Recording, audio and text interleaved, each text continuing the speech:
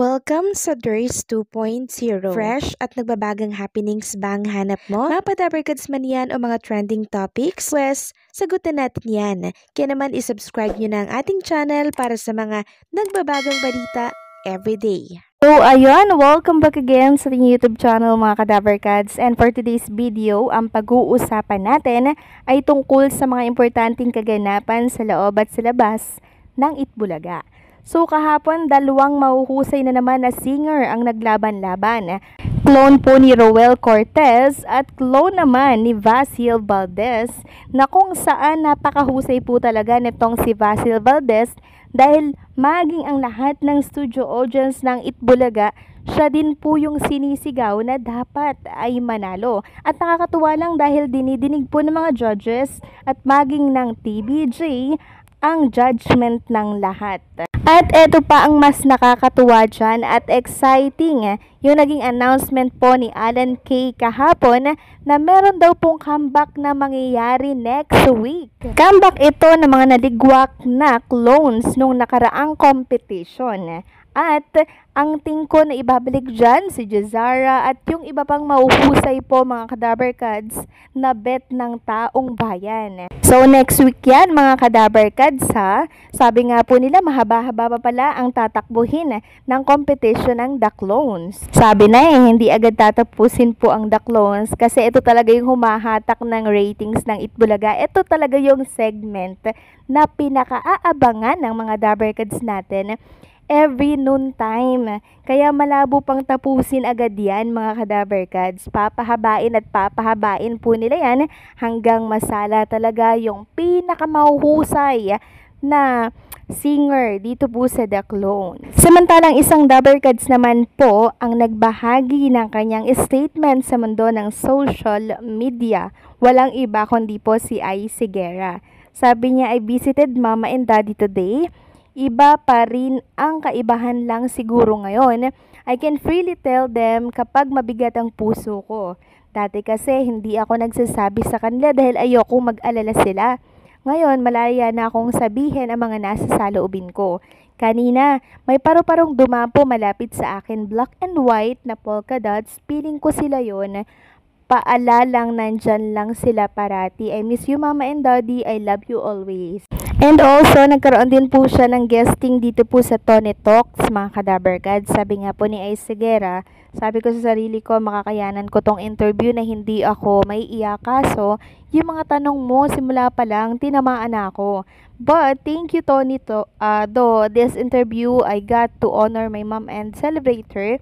Tama ka, this will be my most personal and the toughest concert yet, pero kahit pa paano nawawala yung kaba ko sa I know nandyan kayo, especially my fans, para samahan ako sa bawat kanta. Hope you can all be there with me as I celebrate this milestone and face a new chapter of my life. So September 12 and 13, Newport Performing Art Theater mga Kadaverkads. Supportahan natin siya.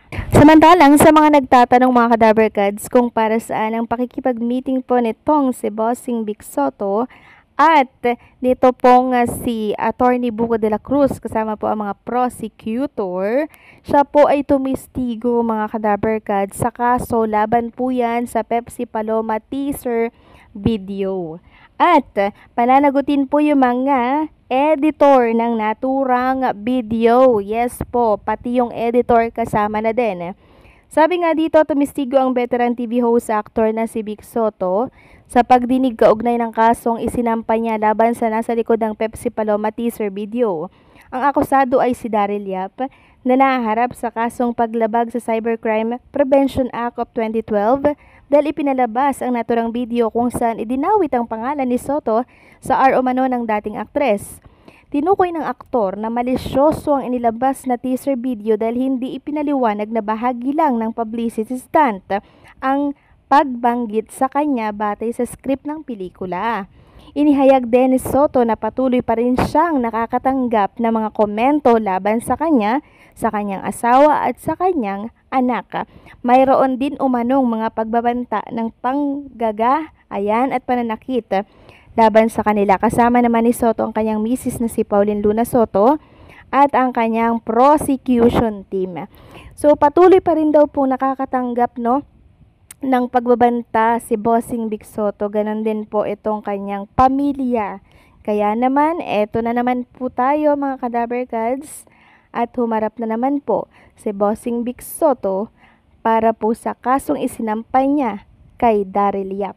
Samantalang Queen Amber Torres naglabas ng panibagong statement. Sabi niya po, "Good morning po Daver Cards and Amber Nation worldwide. Halos lahat po ng mensahe nyo, binabasa ko po. Maraming salamat po sa pagmamahal nyo at support. Hindi po namin kayo ma-replyan isa-isa." So sabi kasi dito mga Kadaver Cards, sa kanilang usapan, yes, napaka-talented mo. Walang imposible kay God at andito lang kaming Amber Nation para mag-support sa'yo. Huwag kang magsasawa at titigil. Ituloy mo ang pangarap mo. Napapanood ko yung mga nasa studio ka para ma-enhance pa mga talent mo. Ituloy mo lang sana. Once of this day, makita na kita sa TV at movies. Deserve mo yon. Mabait, magalang at cute kang bata. Mag-iingat kayo palagi. Then, ang reply po, salamat po Tito sa love at support simula umpisa po. Mahal ko po kayo lahat na nagmamahal sa akin.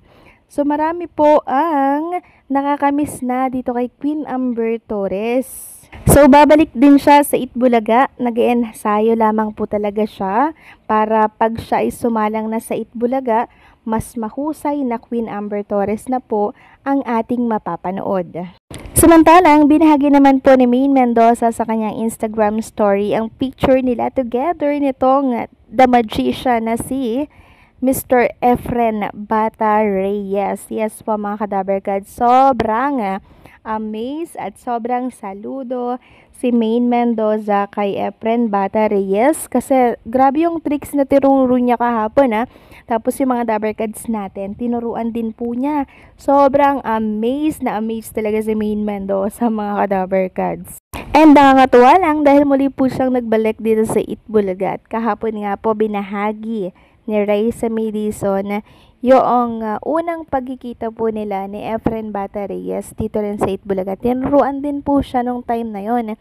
Tapos kahapon, eto't nagbalik na nga na naman si Efren Bata Reyes. Sabi nga po ni Raisa Maiden, and now with the legend, the magician, Mr. Efren Bata Reyes. Thank you po Sir Efren. And nakita naman natin mga Kadaver Cards, diba unang pasok pa lang po ni Efren Bata Reyes dito po sa stage ng Itbulaga. Sobrang saludo yung mga Daver Cards natin, maging si Boss Joey De Leon, Maine Mendoza, Jose Manalo, and Mr. Ryan Agoncillo. Talagang kinakamayan po nila, Baw na baw talaga sila dito kay Efren Bata Reyes dahil sa husay na pinakita niya po sa buong mundo, diba? The Magician, kung tawagin ika nga po nila. And maging kayo din siguro mga Kadaver Cards, believe na believe kayo sa talentong taglay ni Mr. Efren Bata Reyes. So paano mga Kadaver Cards, hanggang dito na lamang po ang update natin. Thank you so much po sa pakikinig at pagsubaybay.